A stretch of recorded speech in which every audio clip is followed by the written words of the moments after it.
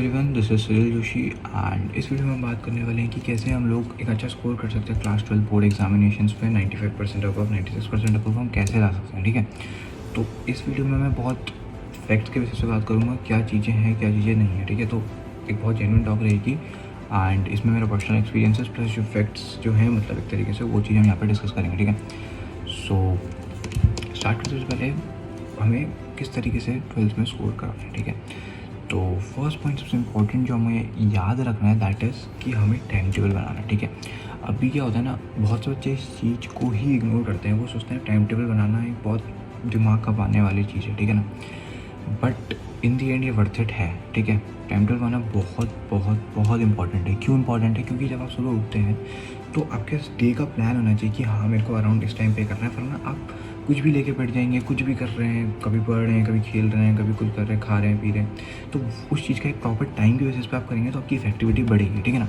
अभी दिक्कत क्या आती है, टाइम टेबल नहीं होता है लोगों के पास, तो वो सुबह उठते हैं, सपोज कर लेते हैं अकाउंट्स पढ़ने बैठ रहे हैं। ठीक है, तो वो दिन भर ही अकाउंट्स करते रहते हैं, या अगर इकोनॉमिक्स करने बैठे हैं तो वो दिन भर ही इकोनॉमिक्स पढ़ते रहते हैं। ठीक है, तो ये चीज़ सही नहीं है। क्यों सही नहीं है? क्योंकि अगर आपके पास एक मतलब आपका एक फिक्स प्लान नहीं है तो आप अपनी जो एनर्जी है, जो आप चीज़ पढ़ रहे हैं वो वेस्ट कर रहे हैं। क्योंकि आपके पास रिवीजन के लिए एक पर्टिकुलर टाइम पीरियड होना चाहिए कि हाँ मेरे को इतना टाइम चाहिए, अब करे जा रहे तो एक प्रॉपर फॉर्मेट नहीं बनेगा।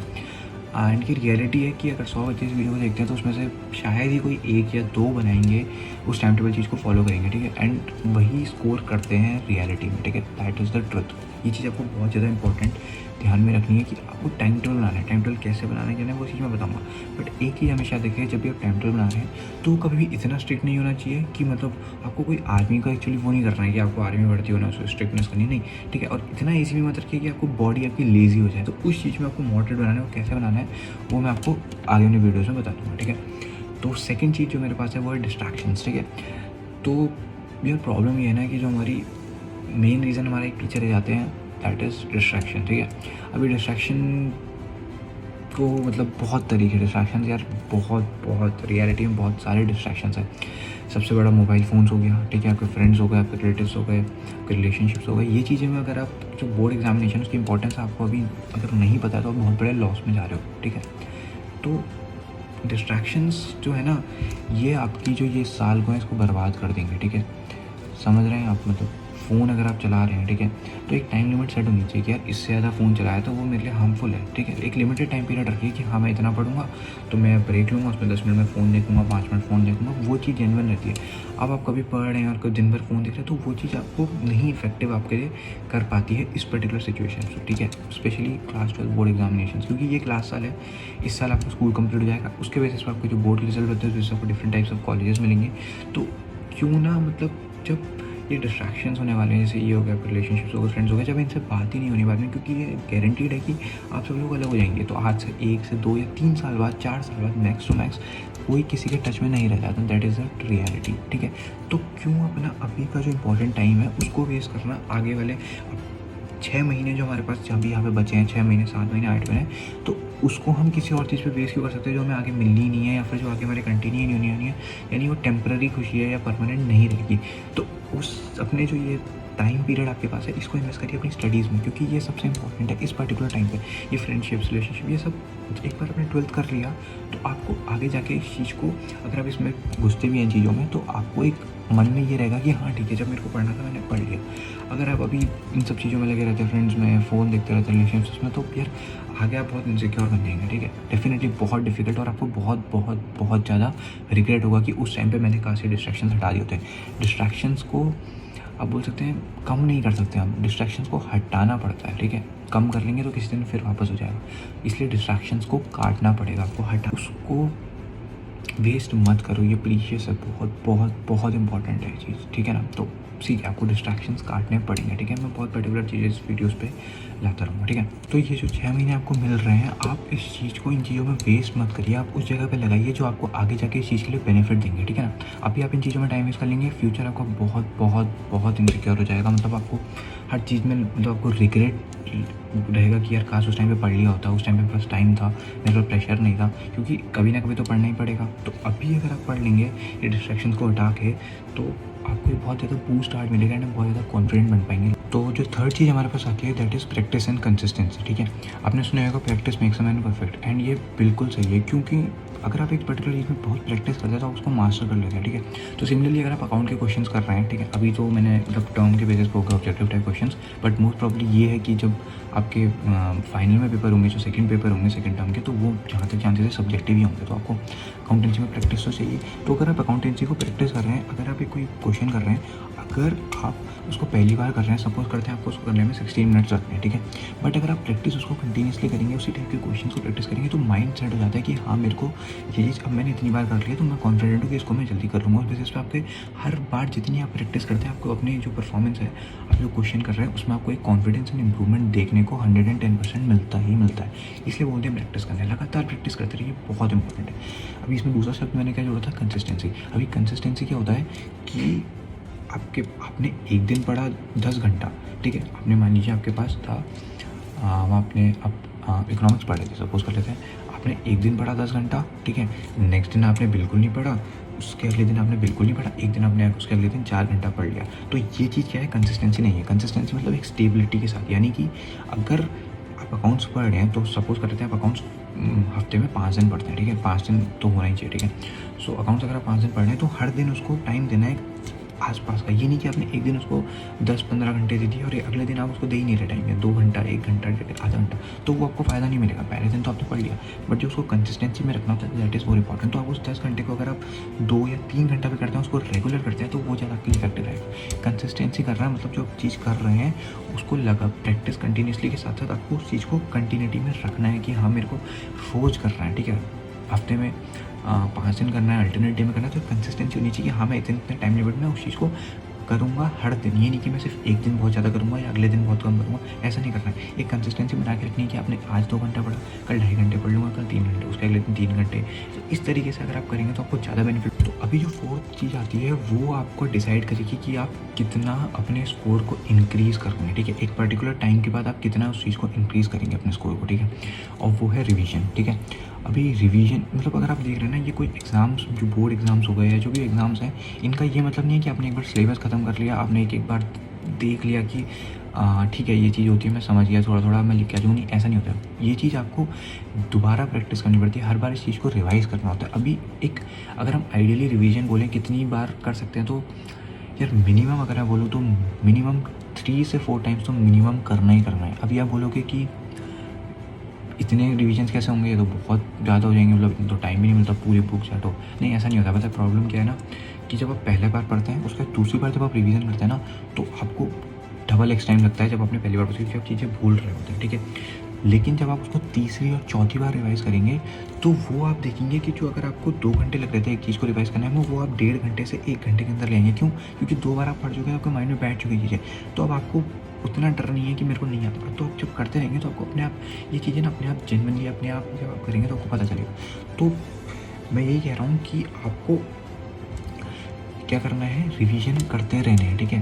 तो मिनिमम 4 से 5 या 3 से 4 आपको मिनिमम रिवीजन करना ही करना है। और रिवीजन कैसे होता है, अगले दिन आपका टेस्ट है, ठीक है, उसके लिए एक बार मैंने पढ़ लिया, वो रिवीजन है। आपके प्री बोर्ड्स हो रहे हैं, उससे पहले आपने पढ़ लिया, वो एक रिवीजन है, ठीक है। उसके अगले प्री बोर्ड्स हो रहे हैं, उससे पहले पढ़ लिया, तो रिवीजन है। कोचिंग में आपका कोई टेस्ट है तो उससे पहले पढ़ लिया, वो भी एक रिवीजन है, ठीक है। तो इस तरीके से रिवीजन होता है, ये नहीं कि पूरी लाइन पढ़ना है, ठीक है। तो इसी रिवीजन के साथ इसको आपको करना पड़ेगा, ठीक है। जो बंदा रिवीजन करता है ना, एक चैप्टर अगर आप 2 से 3 बार नहीं पढ़ रहे हैं, तो उस चैप्टर में आपकी कमांड नहीं बन पाएगी। आप हमेशा अंडर कॉन्फिडेंट रहेंगे कि क्या मैं, अगर मेरे पास इस टाइप का क्वेश्चन आया तो मैं कर पाऊँगा नहीं कर पाऊँगा। और ये कौन बताता है कितने रिवीजन आपने करे। तो एटलीस्ट याद रखिए कि आपको 3 से 4 रिवीजन करने है, और वो जनरली हो भी जाते हैं। पहले 2 रिवीजन करने में टाइम लगता है, बाकी के रिवीजन्स बहुत फटाफट होते हैं, फिर लास्ट में आते हैं तो ऐसे आप 1 घंटे में एक चैप्टर रिवाइज करेंगे, पता ही नहीं चलेगा, ठीक है ना। तो यही चीज़ मैं बोल रहा हूँ, उस चीज़ को रिवाइज करिए, रिवीजन इज़ मस्ट, ठीक है। अभी जो 5th पॉइंट हमारे पास आता है, 5th चीज़ जो हमारे पास आती है वो होती है स्पेसिफिक रिसोर्सेज। स्पेसिफिक रिसोर्सेज मतलब कि अगर आपके पास अकाउंटेंसी है, आपके पास बिजनेस है, आपके पास इकोनॉमिक्स है, तो आपके पास उसके स्पेसिफिक रिसोर्सेज होने चाहिए कि हाँ मैं इन्हीं नोट से पढ़ूंगा, ठीक है। कि मैंने जो नोट्स बनाया, ठीक है, अगर जो मेरे नोट्स हैं मैं उन्हीं से पढ़ूंगा, और या दोस्त के मैंने नोट्स करे जिसके ऊपर मैं रिलाई कर सकता हूँ। वैसे रिलाई करना is not an option in class 12, but अगर मैं रिलाई कर सकता हूँ सिर्फ उसी के नोट्स से पढ़ूंगा, और मैं इस पर्टिकुलर बुक को फॉलो कर रहा हूँ, ठीक है। अभी क्या होता है ना कि मेरे साथ भी ऐसी बात है कि मैंने पूरे साल एक बुक से पढ़ा, ठीक है। मैं आपको एग्जैक्टली बताता हूँ कि मैंने इकोनॉमी जो थी, ठीक है, स्पेशली इंडियन इकोनॉमिक डेवलपमेंट, वो मैंने टीआरजन वीकेओडी से पढ़ी, ठीक है।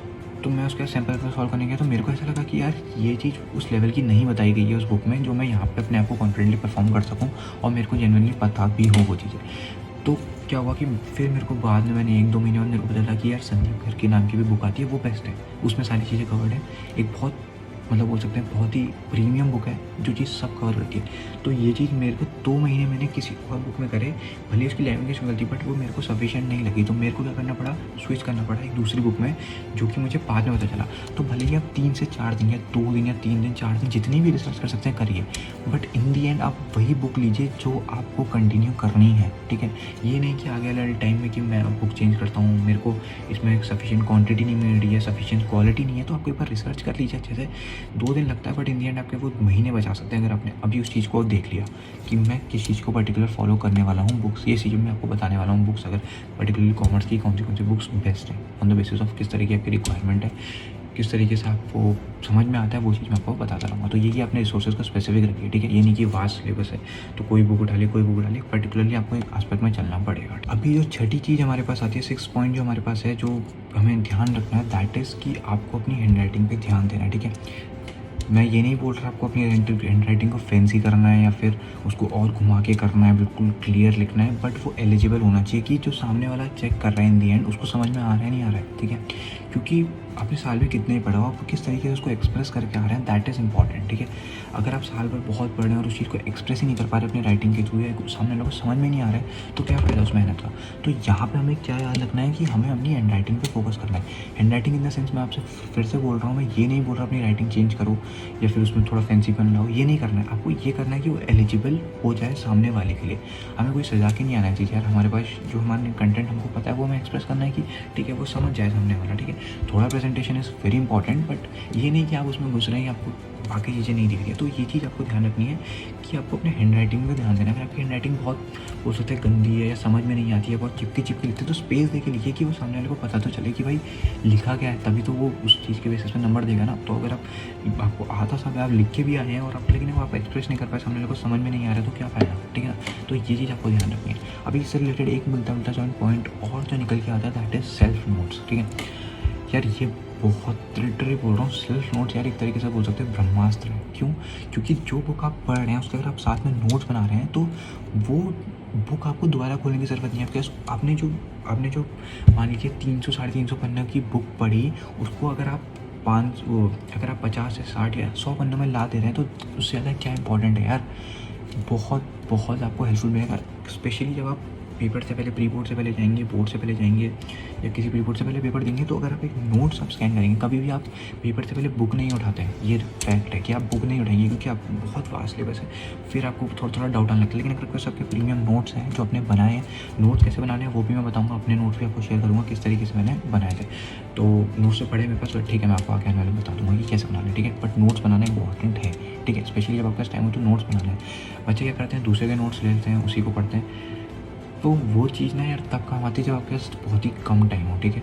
फिर भी अगर आपने उससे नोट्स लिया तो उसको आपको लिख के प्रैक्टिस कर लेना एक बार, ठीक है। बट मेरी जेन्युइन ओपिनियन यही रहेगी कि नोट्स खुद के बनाइए जो खुद को समझ में आए, ठीक है। जो आपने खुद समझ के लिखे हैं, ये नहीं कि आपने बुक से छापे हैं बिल्कुल की टर्न, उस चीज़ को अपने जो इंपॉर्टेंट है उसको अपने शब्दों में जो लिखा है वो चीज़ इंपॉर्टेंट है, आपको उस नोट्स में मिली होनी चाहिए। तो इसलिए बोलते हैं कि notes are very important, particularly जो आप खुद से बनाते हैं, ठीक है, दैट इज़ वेरी इंपॉर्टेंट। क्योंकि वो मोटी बुक को क्या करता है, एक पर्टिकुलर प्रीमियम चीज़ों में छोटे अमाउंट में उसको कंप्लीट करके आपको देते हैं, जो काफ़ी फुल कवरेज रखता है जो आपने खुद बनाए होते हैं बुक से। तो ये चीज़ पे आपको बहुत ज़्यादा ध्यान। तो अभी जो 7 पॉइंट हमारे पास आता है वो है आपके PYQs, आपके मॉक पेपर्स, आपके प्रीवियस ईयर क्वेश्चंस मैंने बता दिया ऑलरेडी। तो ये चीज़ है, ठीक है। अभी इसका बेनिफिट क्या होता है ना कि यार जब आप पढ़ लेते हैं ना किसी चीज़ को, तो आपको उसकी क्यूरियोसिटी होती है कि उसमें किस टाइप के क्वेश्चन आएंगे, ठीक है। बुक के पीछे जो क्वेश्चन होते हैं वो इंपॉर्टेंट होते हैं, बट इन दी एंड हमारा मेन टारगेट क्या है कि जो हमारे बोर्ड में जो हमारे पेपर आने वाले हैं उसके पैटर्न के हिसाब से हम किस तरीके से चीज़ें समझें, ठीक है ना। वैसे मैंने पता क्या करा था, मैंने जब मैं पढ़ता था तो मेरे पास जो बुक थी उसमें आपके मतलब PYQs भी साथ में दे रखे थे, तो मैं पहले पढ़ता था चैप्टर को वगैरह वगैरह जो पढ़ा, उसके अंदर मैंने PYQs उठाए। अगर मेरे को लगा कि मतलब किस तरीके से क्वेश्चंस फ्रेम हो रहे हैं, समझ रहे हैं ना, तो वो चीज़ ने मेरे को बहुत ज़्यादा एक्सपीरियंस दिया। मॉक पेपर सैम्पल पर जनरली लोग लास्ट में करते हैं, जो कि ठीक भी है, लास्ट में कर लीजिए, क्योंकि अगर आप अपना सिलेबस कवर कर लीजिए उसके बाद अपने आराम से सैम्पल निकालते रहिए, कॉन्फिडेंस बढ़ता रहेगा, ठीक है। बट अगर आप चाहें मतलब अगर आप प्रेफर करें तो जब आप चैप्टर कंप्लीट कर रहे हैं तो उसी के साथ आप उसके प्रीवियस ईयर क्वेश्चंस प्रैक्टिस कर लीजिए। सैम्पल में प्रैक्टिस मत करिए, बट जो क्वेश्चंस है उसको एक बार देख लीजिए कि हाँ मैंने जो पढ़ा उससे मैं इस चीज़ से रिलेट कर पा रहा हूँ, नहीं कर पा रहा, तो वो चीज़ भी इंपॉर्टेंट है, ठीक है। वो आपको एक जेन्युइन आइडिया देती है, क्लैरिटी लाती है माइंड में कि किस तरह के क्वेश्चन आने वाले हैं, ठीक है। स्पेशली आपको सबसे इंपॉर्टेंट चीज़, वो आपको बहुत ज़्यादा कॉन्फिडेंट बनाने की, एक बार अगर आप PYQs कर लेते हैं तो आपको पता चल जाता है कि हाँ जो पेपर मैं देने जा रहा हूँ उसका मैंने एक बार सेट देखा है और वो चीज़ मेरे को समझ में आ रही है, वो चीज़ मैं कर पा रहा हूँ, तो अल्टीमेटली क्या होगा, आपको बहुत ज़्यादा कॉन्फिडेंस मिलेगा उस पर्टिकुलर चीज़ से। तो PYQs और सैम्पल बेस करना इट इज़ वेरी इंपॉर्टेंट, ठीक है। ये चीज़ आपको अभी जो हमारे पास 8 पॉइंट आता है वो होता है प्रोक्रेस्टिनेशन, जिसको आपको रोकना है, स्टॉप प्रोक्रेस्टिनेशन, ठीक है। क्यों? क्योंकि मतलब प्रोक्रेस्टिनेशन मतलब क्या होता है कि आपने जो आपको आज काम मिला है या जो होमवर्क आपको मिला है या पर्टिकुलरली आपको कोई भी काम मिला है उसको आपको आज करना है, लेकिन आप उसको कल के लिए टालते हैं कि ठीक है यार अभी ये कर लेता हूँ, उसको कल कर लूँगा, जबकि आपको माइंड में कहीं ना कहीं पता है कि ये बहुत इंपॉर्टेंट है और अगर आप उस चीज़ को अभी नहीं करोगे तो वो आपके लिए आगे जाके बर्डन बनने वाली है। तो ये जो प्रोक्रेस्टिनेशन को आपको हटाना पड़ेगा कि मैं, क्योंकि देखिए आप एक दिन का काम अगर आप अगले दिन में टाल रहे हैं तो अल्टीमेटली वो चीज़ पाइल अप होते जाएगी आगे आगे आगे, तो जो काम है उसको निपटा दीजिए, ठीक है। हाँ मतलब सिचुएशंस हो सकती हैं जब आप नहीं कर पा रहे हैं, बहुत ही रेयर सिचुएशन है, तो वो तो ठीक है, लेकिन यार उस चीज़ को अपनी हैबिट में मत लाइए कि मैं प्रोक्रेस्टिनेट करूँ। जब टाइम है तो निपटा दीजिए, इतना कॉन्फिडेंस मिलेगा कि मतलब लोड नहीं होगा, तो आप बहुत एक पॉजिटिव माइंडसेट के साथ चलते रहेंगे अपने सिलेबस के साथ। तो जिस दिन जितना टास्क है उस चीज़ को निपटाइए, उसको फोड़ दीजिए, ख़त्म कर दीजिए कि उसके बारे में सोचना ना पड़े कि यार वो भी तो करना नहीं, हाथों हाथ निपटा दिए। बहुत रेयर केसेज है जब नहीं होता, ठीक है यार, हर बार ऐसा नहीं है, हम रोबोट नहीं कि साल में अगर आप कि हम लगातार एक दिन करते रहेंगे तो वो चीज़ पॉसिबल नहीं है, बट ठीक है यार आप समझ रहे हैं ना, एक सेंस के बेसिस पे आपको क्या होना चाहिए कि हाँ मेरे को ये काम पाइल अप नहीं होना चाहिए, ठीक है, अगले दिन के अगले दिन वो बढ़ते नहीं रहना चाहिए, तो वो चीज़ आपको ध्यान रखनी होगी, प्रोक्रेस्टिनेशन को अपने आपको रोकना पड़ेगा। तो अभी जो लास्ट बट बहुत इंपॉर्टेंट पॉइंट है वो है आपको अपने ऊपर कॉन्फिडेंस रखना पड़ेगा लिटरली, ठीक है। क्योंकि ये जो सारे एग्ज़ाम्स होते हैं, ठीक है, जो भी गेम्स होते हैं, स्पेशली स्पोर्ट्स की अगर मैं बात करूँ, क्योंकि मैं टेबल टेनिस खेलता हूँ, तो मुझे पता है कि यार अगर आपके पास स्किल है सामने वाले के पास और मेरे पास भी स्किल है, सेम स्किल है, ऑलमोस्ट 19-20 का डिफरेंस है, तो उस जगह पे वो बंदा ही जीतता है जिसके पास ज़्यादा कॉन्फिडेंस होता है। तो वो रियलिटी है, वो ठीक है, वो एक मैंने एक एग्जांपल के लिए लिया, बट अभी हम बात करते हैं एग्ज़ाम की। तो अगर आपके पास आपको कॉन्फिडेंट रहना है, कॉन्फिडेंट इन द सेंस कि आपको माइंड को बताना है कि मैं इस पर्टिकुलर एग्जाम में इतने नंबर लाऊंगा, आपको अपने आप को रिपीट करते रहना दिन भर, उससे आप कॉन्फिडेंट रहेंगे कि मैं इस पर्टिकुलर पेपर में इतने नंबर लाऊंगा। तो वो चीज़ आपको इन द एंड क्या करेगी, आपके माइंड में बैठा देगी, हाँ यार ये मतलब आपको एक हैबिट में डाल देगी कि हाँ वो चीज़ लास्ट में लेके ही आ पाओगे, ठीक है ना, लास्ट में आप लेके ही आओगे। तो कॉन्फिडेंट रहना है कि ठीक है मैं लाऊंगा, उस हिसाब से अपना इनपुट डालिए और एक्सपेक्ट करिए कि हाँ मैं लाऊंगा, ठीक है। तो वो चीज़ यहाँ पे बहुत ज़्यादा इंपॉर्टेंट है, आपको अपने ऊपर बिलीव रखना पड़ेगा, ठीक है, क्योंकि ये जो आने वाला टाइम है बहुत ज़्यादा पैक्ड टाइम रहेगा, ठीक है। मतलब आपको बहुत ज़्यादा एक शेड्यूल में घुसा देगा कि जहाँ आपको ऐसा लगेगा कि आप सुबह उठ रहे हैं, पढ़ रहे हैं, फिर नाश्ता कर रहे हैं, फिर पढ़ रहे हैं, फ़ोन आपका बहुत दूर हो जाएगा, फ्रेंड्स आपके बात नहीं हो पाएंगी, जो भी आपकी रिलेशनशिप है वो चीज़ नहीं आएंगी, शाम को कोचिंग जाना पड़ेगा, आके उसी चीज़ को रिवाइज़ करना पड़ेगा। तो ये चीज़ जो पैटर्न है ना, इस चीज़ में अपने आप को कुछ जो ये बचे हैं ना महीने या जितना भी टाइम बचा है उस चीज़ में अपने आप को ढाल लीजिए, क्योंकि इन दी एंड इसके बाद जो आपको एक तरीके से कॉन्फिडेंस मिलने वाला है लाइफ में, वो चीज़ आपको भी समझ में नहीं आएगा। तो ये जो चीज़ चल रही है, coaching, test, pre board, tension, stress, practical files, ये सब इस चीज़ में घुसिए, इस चीज़ में अपने आप को इवॉल्व करिए। जैसे जैसे आप धीरे धीरे इस चीज़ में घुसेंगे तो आपको इस चीज़ों में मज़ा आएगा, ठीक है। और जहाँ से आपने ये चीज़ों को अडॉप्ट कर लिया वहाँ से भाई आपको कोई नहीं रोक सकता है एक अच्छे नंबर स्कोर करने में, जो कि 95 से ऊपर है, 96 से ऊपर है, 97 से ऊपर है। तो वो चीज़ आपको यहाँ पे ध्यान में रखनी पड़ेगी और अपने ऊपर बिलीव रखिए कि मैं फोड़ दूंगा इन दी एंड, कि मैं इतने नंबर ले ही आऊँगा, लाऊंगा। रिपीट करते रहिए अपने टाइम को, और जब जितनी बार आप रिपीट करेंगे वो चीज़ अपने माइंड में घुसती रहेगी। तो ये चीज़ आपको ध्यान में रखनी पड़ेगी कि आपको अपने ऊपर बिल्कुल कॉन्फिडेंट रहना है कि हाँ मैं लाऊंगा, इस पर्टिकुलर एग्जाम में मैं इतना फोड़ूंगा, मैं 95% लाऊंगा, मैं 99% लाऊंगा। उसको रिपीट करिए, वो जब आपके माइंड में घुस जाएगा तो आपको उस नंबर लाने से कोई नहीं रोक सकता। तो एक आखिरी आपको एक बहुत इंपॉर्टेंट टिप देने वाला हूँ जो कि मैंने फॉलो करी है, जिससे मुझे बेनिफिट मिला और मैं एक 95% प्लस स्कोर ला पाया हूँ। और उसका क्या है वो रीज़न, वो ये है कि कभी भी अपने आप को कंपेयर मत करिए, ठीक है। यार बोर्ड एग्ज़ाम्स क्या है, एक मतलब एक क्या तरीके से आपका एग्ज़ाम है जिसमें आपको जाना है, सब बच्चे देंगे, इतने आपके नंबर आते हैं, उस बेसिस पर आपको एडमिशन मिलता है कॉलेज पे, ठीक है। ये कोई कॉम्पिटिटिव एग्ज़ाम नहीं है, आपको डिफरेंस समझना पड़ेगा, ठीक है। तो इससे रिलेटेड मैं आपको एक छोटी सी स्टोरी बताऊँगा, बहुत मतलब बहुत ज़्यादा हेल्पफुल है, वो रहेगी मेरे हिसाब से आपको बहुत ज़्यादा। तो क्या था कि मैं 10th क्लास तक 11th क्लास तक बहुत एक एवरेज बच्चा था, जो 80-85 के बीच में रहता था, वो उस टाइप का बच्चा था। तो कभी मैंने उस चीज़ से ऊपर अपनी लाइफ देखी नहीं थी, ठीक है। तो प्रॉब्लम कह रहा हूँ, सॉरी। तो क्या हुआ, 12th में अब चीज़ें बंद हो गई, स्कूल नहीं जाना हुआ। तो उस समय क्या हुआ कि मैं अकेले था। तो जब मैं पढ़ता था तो मेरे पास कोई कॉम्पिटिशन नहीं होता था कि यार मैं, मान लीजिए मैंने 2 चैप्टर कर लिए, लेकिन अगर मैं स्कूल जाता हूँ मेरे को पता चलता है कि मेरे दोस्त ने या मेरे किसी ने जो सामने है उसने 4 से 5 चैप्टर कर लिए, तो वो चीज़ मेरे को डिमोटिवेट करेगी। क्यों? क्योंकि बोलते हैं ना कि उसमें ऐसा लोग बोलते हैं कि उससे आपको कॉन्फिडेंस मिलता है जब आपके लोग बहुत ज़्यादा आगे कॉम्पिटिटिव हो। बट अगर आपका कॉम्पिटिशन बहुत हाई है ना, तो आपको वो चीज़ आपको कॉन्फिडेंस नहीं देगी, आपको डिमोटिवेट करेगी। क्यों? क्योंकि मान लीजिए मैं 80 to 85% में लाते हैं मेरे नंबर, ठीक है, अभी तक। और वहीं क्लास के टॉपर जो है वो 95, 96, 97, 98% तक प्लस लाते हैं, ठीक है। तो अभी क्या होगा, आप इम्प्रूव भी करेंगे अपने आप को। तो मान लीजिए आपने 80 से अपने आप को 85 पे खींचा, बट फिर भी आपको सेटिस्फेक्शन नहीं मिलेगा, क्योंकि आप उसके साथ कंपेयर कर रहे हैं जो टॉपर है, ठीक है, जिसके 98% आ रहे हैं, 99% आ रहे हैं। तो वो चीज़ आपने आप ये फिर उस टाइम पे आप ये भूलेंगे कि आपके 5% बढ़े हैं, आप वो देखेंगे कि अभी भी कितना गैप है, तो बहुत आपको डिमोटिवेट मिलेगा। लेकिन अगर आपके पास कोई कॉम्पिटिशन या आप अपने उसमें कर रहे हैं, चीज़ें देख रहे हैं, सही से प्रैक्टिस कर रहे हैं, तो आपके ऐसे स्कोर बढ़ेंगे, आप अपने आप से हर दिन बेटर बनने की कोशिश करेंगे। अगर आप उसके साथ कम्पीट करेंगे तो आप डिमोटिवेट होंगे, क्योंकि वो बहुत बहुत आगे चल रहा है चीज़ों से। तो ये चीज़ आपको ध्यान रखनी है कि आपको कॉम्पिटिशन नहीं रखना है, ठीक है। क्योंकि आप कितना भी स्कोर बढ़ा लें, आपको हमेशा लगेगा कि यार वो तो बहुत आगे मेरे से, तो आप अपने आप को डिमोटिवेट करके फिर आप उसे अपनी कैटेगरी में लाएंगे। लेकिन आपका कॉम्पिटिशन नहीं है, मान लीजिए अपना कॉम्पिटिशन इज़ वेरी इंपॉर्टेंट, वो तो मैं समझता हूँ। तो अगर आप हर डे अपने आप को बेटर करेंगे, बट अगर आप किसी को कंपेयर करके करेंगे तो वो आपको डिमोटिवेट ही करने वाला है। तो अपने आप को किसी तरह कंपेयर मत करो, ठीक है। और लास्ट में एक चीज़ मैं बता देता हूँ कि यार ये जो बोर्ड एग्जामिनेशन है, ये बहुत बहुत ईजी होता है, ठीक है। ईजी इन द सेंस कि मैं ये नहीं बोल रहा कि हलवा है, लेकिन ये है कि अगर आप पेपर को पढ़ लें तो ये चीज़ तो फैक्ट है, आप इसको नहीं आप क्या कर सकते हैं, इग्नोर कर सकते हैं कि आपके बोर्ड्स में अभी तक के सबसे ज़्यादा नंबर आएंगे। मेरे साथ 10th में भी यही हुआ था, 12th में भी यही हुआ इन दी एंड, ठीक है।